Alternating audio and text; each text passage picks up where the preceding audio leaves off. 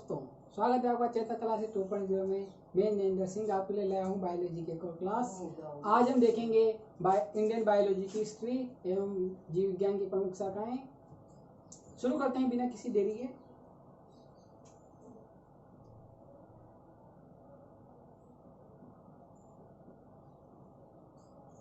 History of Indian biology.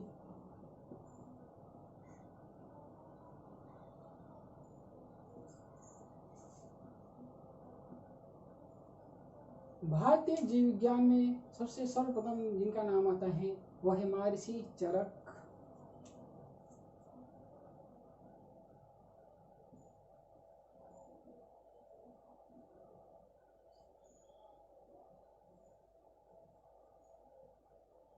Maharshi Charak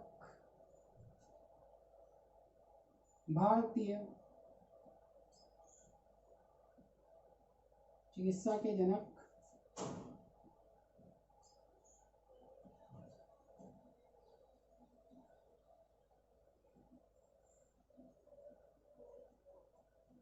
father of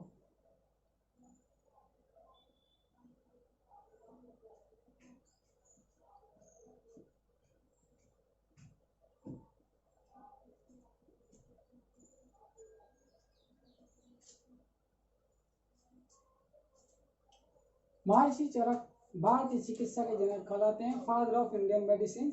इनका जन्म कश्मीर के सेन परिवार में हुआ था 300 ईसा पूर्व। इन्होंने एक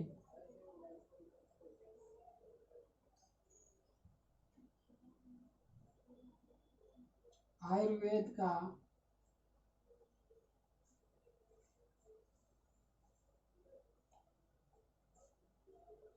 सबसे प्राचीनतम ग्रंथ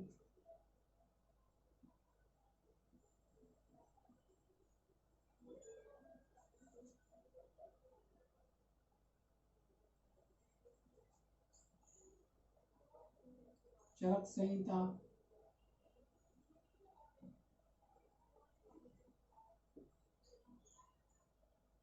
का संपादन किया।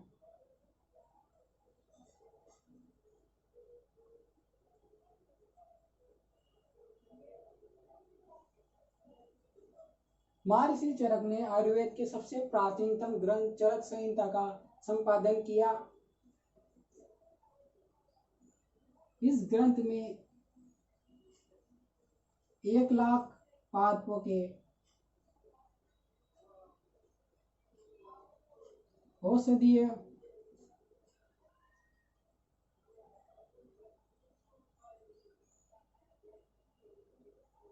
महत्व का वर्णन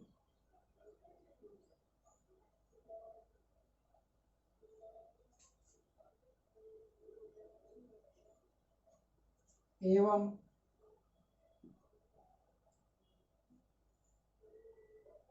सोने, चांदी, लोहा, पारा,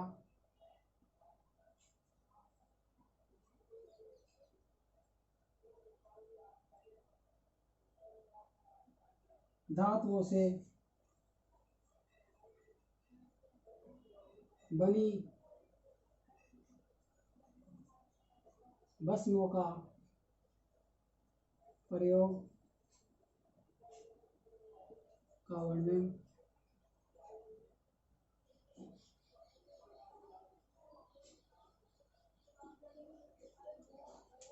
महर्षि चरक भारतीय चिकित्सा के जनक, father of Indian medicine, Ayurveda का सबसे प्राचीनतम ग्रंथ चरक संहिता का संपादन किया।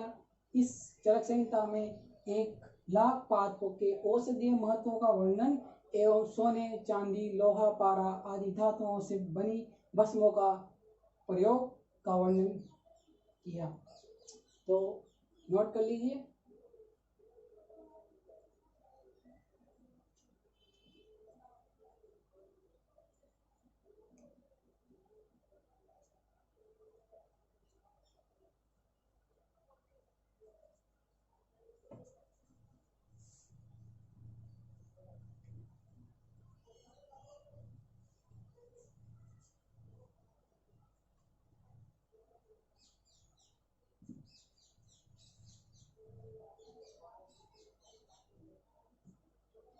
ये जो ग्रंथ है ये संस्कृत भाषा में है।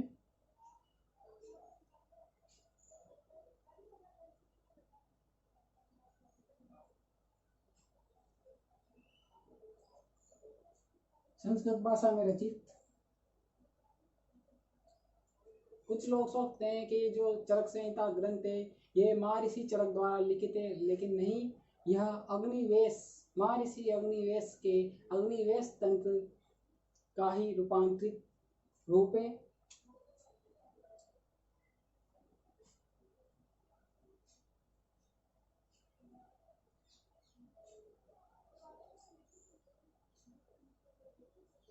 महर्षि अग्निवेश के अग्निवेश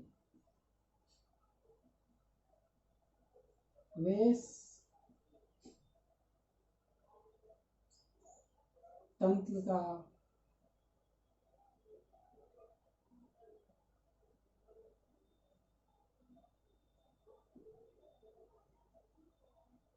रूपांतरित रूप चरक संहिता।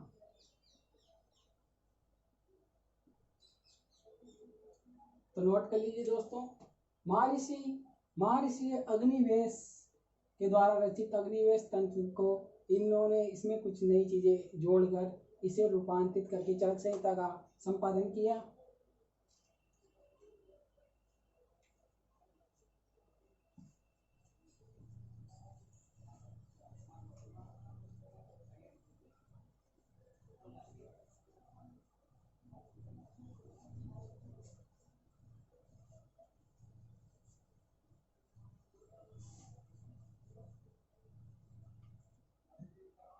अब देखते हैं हम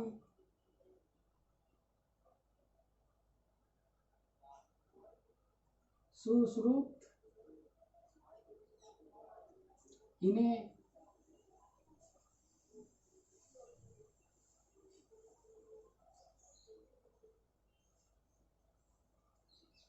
फादर ऑफ सर्जरी कहा जाता है।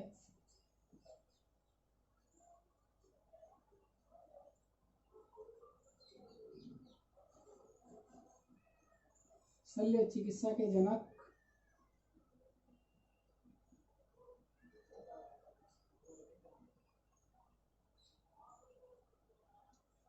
सुश्रुत को फादर ऑफ सर्जरी यानी शल्य चिकित्सा के जनक कहा जाता है। इन्होंने ही शल्य चिकित्सा का आविष्कारक माना जाता है। शल्य चिकित्सा होती है शरीर में होने वाली पीड़ा का दूर करने के लिए जो प्रक्रिया का उपयोग किया जाता है, वो शल्य चिकित्सा कहलाती है।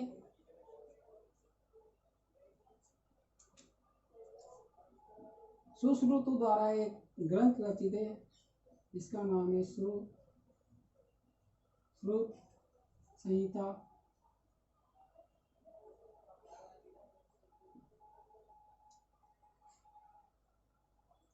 इस ग्रंथ में इन्होंने शल्य की चिकित्सा से संबंधित 120 उपकरणों एवं 300 विधियों का वर्णन किया है।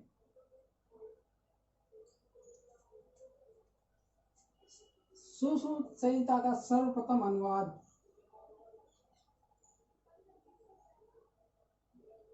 अरबी भाषा में हुआ।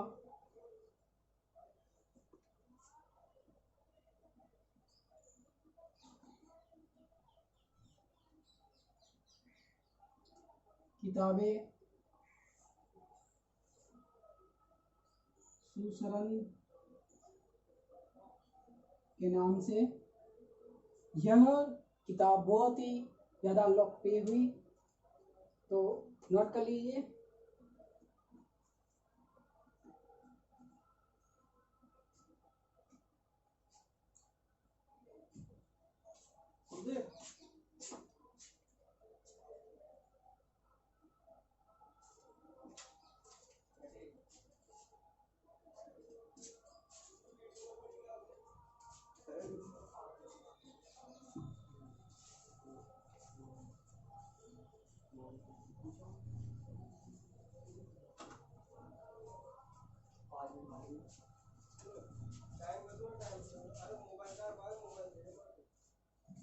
अब आगे देखते हैं।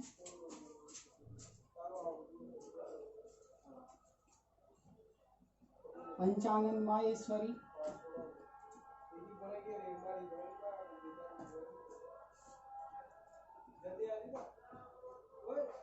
इन्हें भारतीय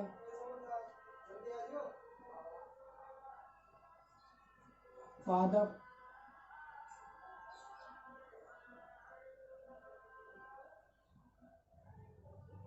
भ्रूणिकी के जनक कहा जाता है। पंचानन माहेश्वरी को भारतीय पादप भ्रूणिकी के जनक कहा जाता है।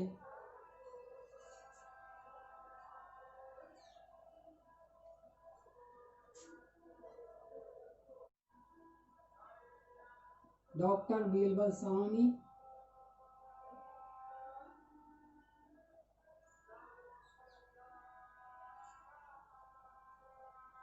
डॉक्टर बीरबल साहनी को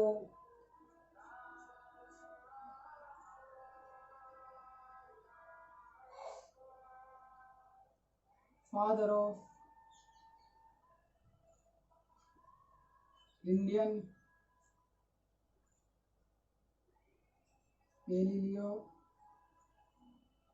बोटेनिस्ट कहा जाता है। डॉक्टर बीरबल साहनी को father of Indian paleo botanist कहा जाता है, यानी पुरातात्विक वनस्पति के जनक। अगला नाम आता है एमएस स्वामीनाथन।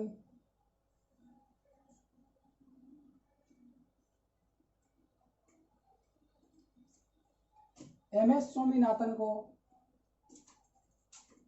हरित क्रांति के जनक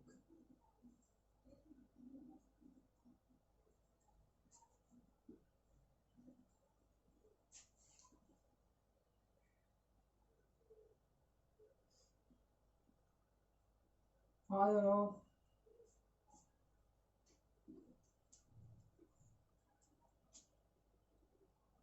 ग्रीन रिवॉल्यूशन कहा जाता है। इन्होंने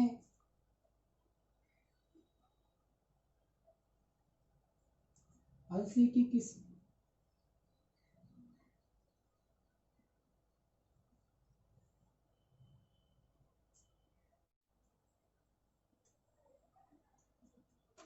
एमएस स्वामीनाथन हरित क्रांति के जनक कहलाते हैं। इन्होंने अलसी की एक किस्म इजाद की जिसका नाम है अरुणा।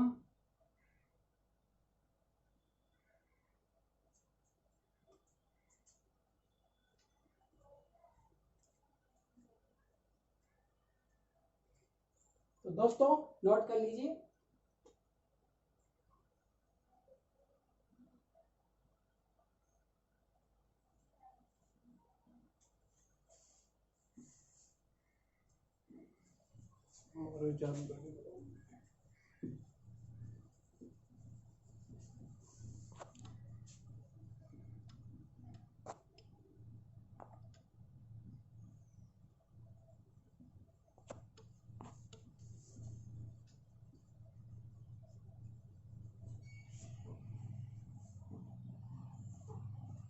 जो एमएस स्वामीनाथन है, इन्होंने अलसी की नई किस्म अरुणा पैदा की, जिसकी खासियत ये थी यह किस्म 4 माह में पककर तैयार हो जाती है।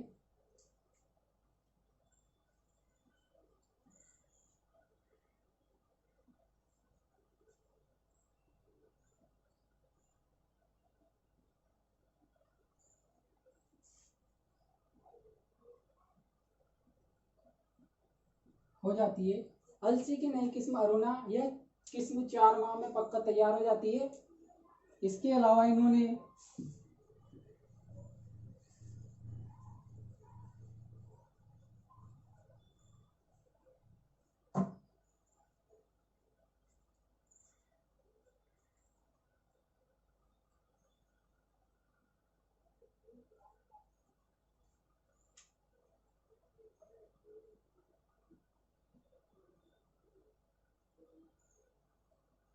ज्वार की दोगली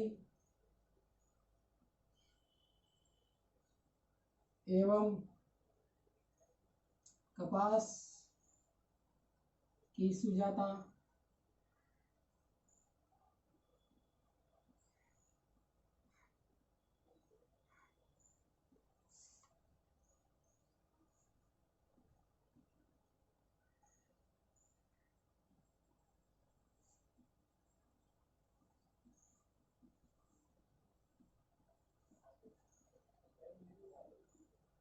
उत्पन्न किया, पैदा किया।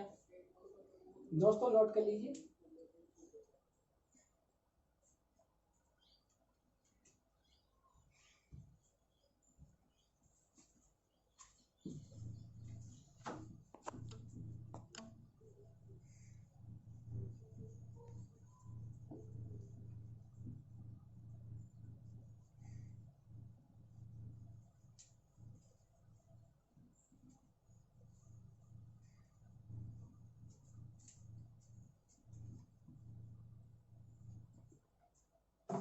तो दोस्तों ये तो था जीव इंडियन बायोलॉजी का इतिहास, उसके प्रमुख वैज्ञानिक।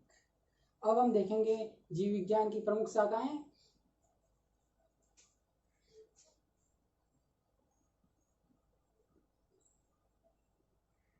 Branches of biology. जीव विज्ञान की प्रमुख शाखाएं। सबसे पहले हम देखते हैं फाइकोलॉजी, जिसे एल्गोलॉजी बोलते हैं।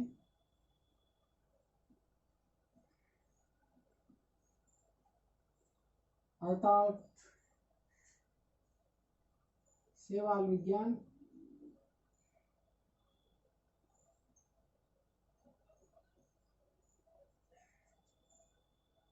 इस शाखा के अंतर्गत शैवालों का अध्ययन किया जाता है।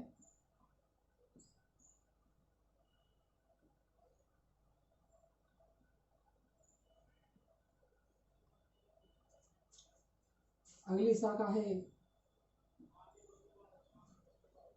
वायरोलॉजी, विषाणु विज्ञान।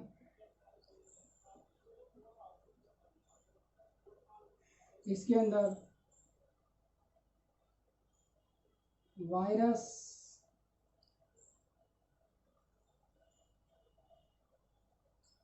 या विषाणुओं का अध्ययन किया जाता है। जैसे कि अभी जो वायरस फैला हुआ है कोविड-19, उसका भी अध्ययन इसी शाखा के अंतर्गत किया गया है। अगली है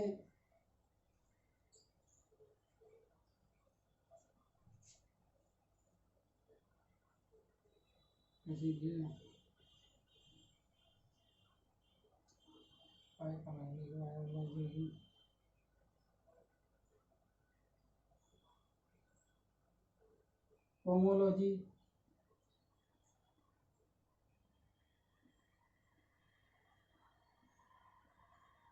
फल विज्ञान। इसके अंतर्गत फलों का अध्ययन किया जाता है।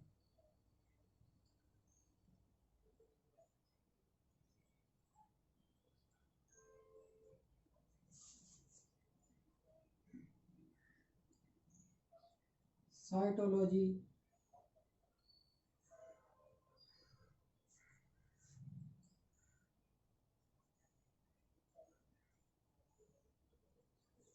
कोशिका विज्ञान।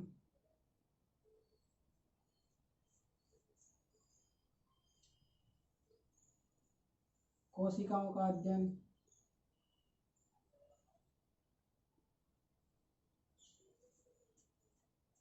तो दोस्तों सबसे पहले अध्ययन देगी फाइकोलॉजी, इसे एल्गोलॉजी बोलते हैं, अर्थात शैवाल विज्ञान। इस शाखा के अंतर्गत शैवालों का अध्ययन किया जाता है।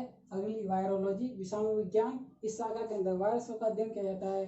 और पोमोलॉजी, इसके ये फल विज्ञान, इसके अंदर फलों का अध्ययन किया जाता है। एवं साइटोलॉजी, कोशिका विज्ञान, इसके अंदर कोशिकाओं का अध्ययन किया जाता है।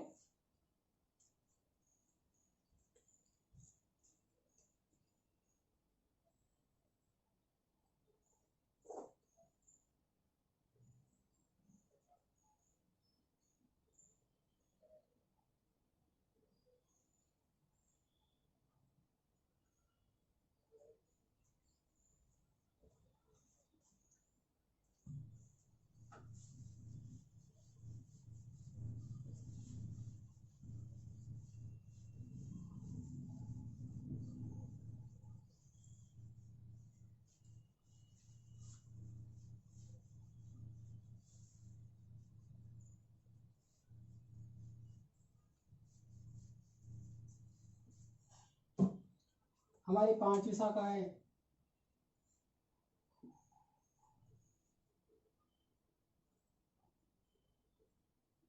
माइकोलॉजी, अर्थात कवक विज्ञान।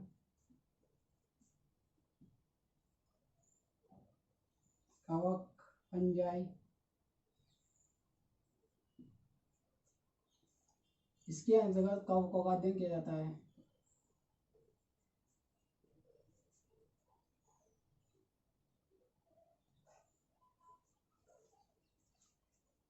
अगली शाखा है बैक्टीरियोलॉजी, जीवाणु विज्ञान।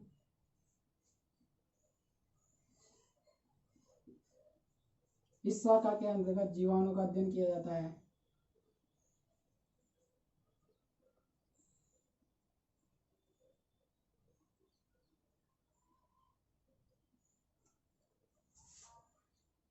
अगली शाखा है इकोलॉजी,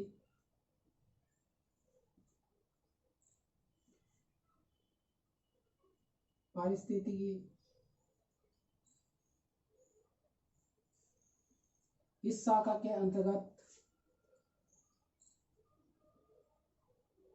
पर्यावरण का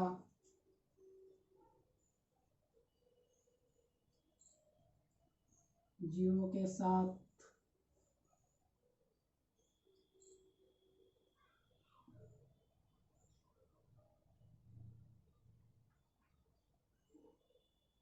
संबंध का अध्ययन किया जाता है।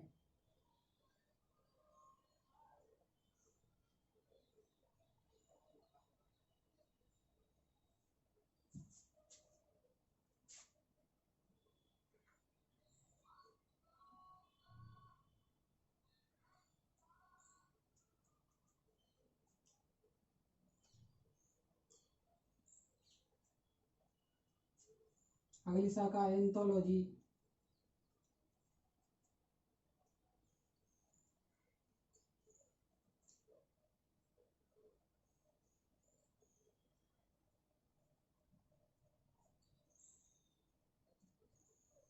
पुष्प विज्ञान,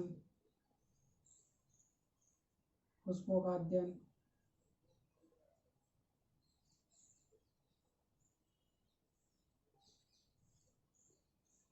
तो दोस्तों, पांचवी की शाखा है कवक विज्ञान, माइकोलॉजी, कवक को बोलते फंजाई, इसमें कवकों का अध्ययन किया जाता है। अगली बैक्टीरियोलॉजी, जीवाणु विज्ञान, इसमें जीवाणु का अध्ययन किया जाता है। इकोलॉजी अर्थात पारिस्थितिकी, इसमें पर्यावरण का जीवों के साथ संबंध का अध्ययन किया जाता है। और आठवीं शाखा है एंथोलॉजी, पुष्प विज्ञान, इसमें पुष्पों का अध्ययन किया जाता है। तो नोट कर लीजिए।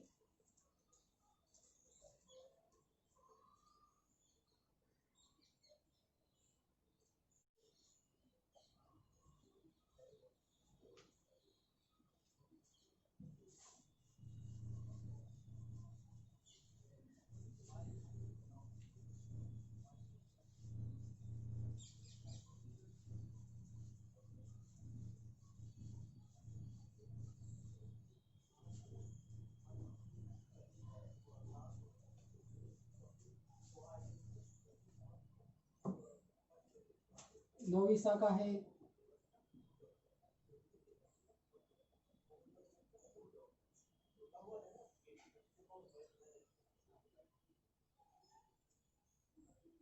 पेडोलॉजी, मृदा विज्ञान।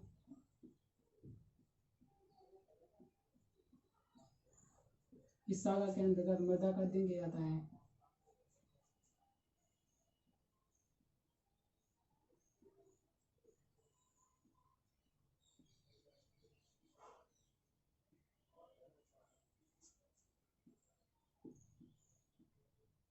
जेनेटिक्स, आनुवांशिकी।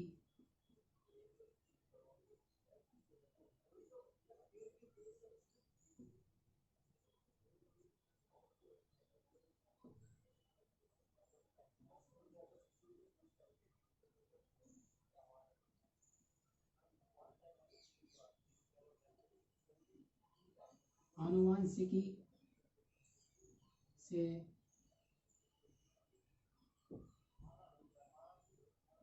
संबंधित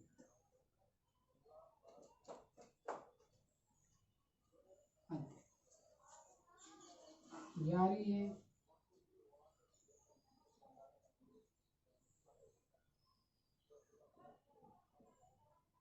एनाटॉमी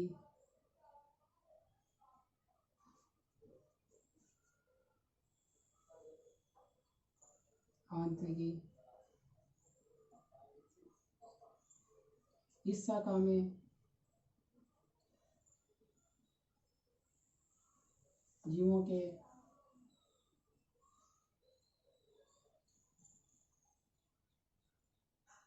आंतरिक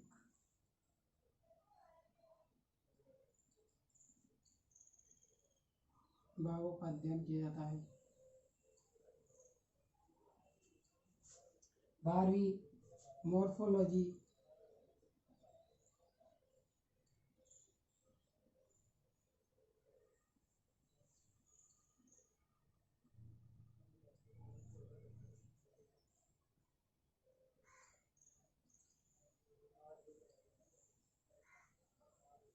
आकारिकी जीवों के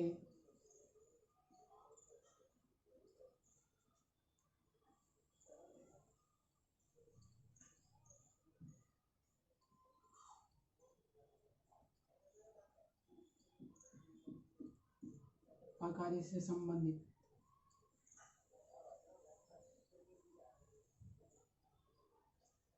तो दोस्तों 9वीं शाखा है पेडोलॉजी मृदा विज्ञान, मिट्टी का अध्ययन किया जाता है, मृदा का अध्ययन किया जाता है। 10वीं शाखा है जेनेटिक्स आनुवांशिकी। इस शाखा के अंतर्गत आनुवांशिकी संबंधित अध्ययन किया जाता है। आनुवांशिकता। एनाटॉमी आंतरिक जीवों के आंतरिक भागों का अध्ययन।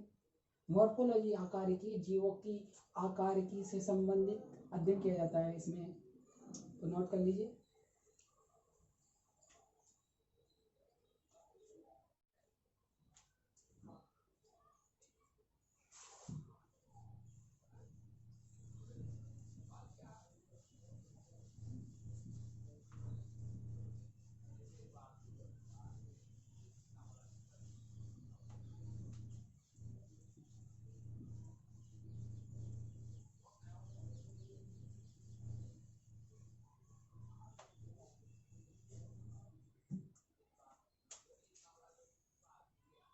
तेरहवीं शाखा है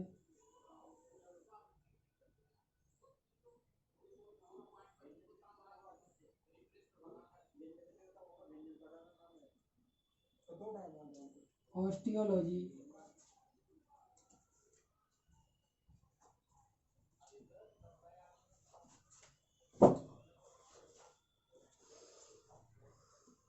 इस शाखा के अंतर्गत हड्डियों का अध्ययन किया जाता है।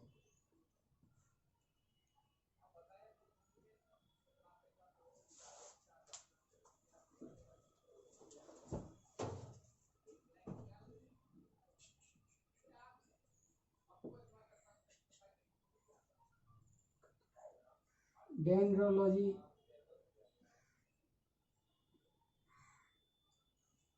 इस शाखा के अंतर्गत झाड़ियों का अध्ययन किया जाता है।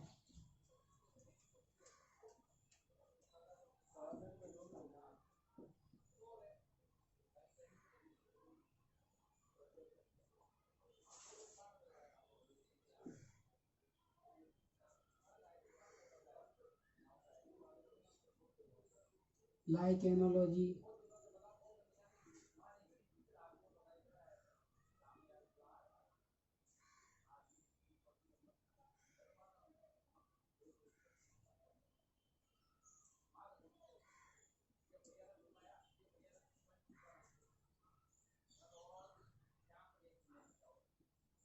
लाइकेनों का अध्ययन।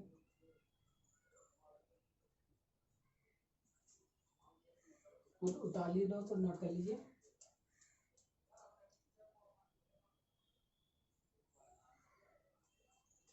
तो दोस्तों आज के लिए सिर्फ इतना ही।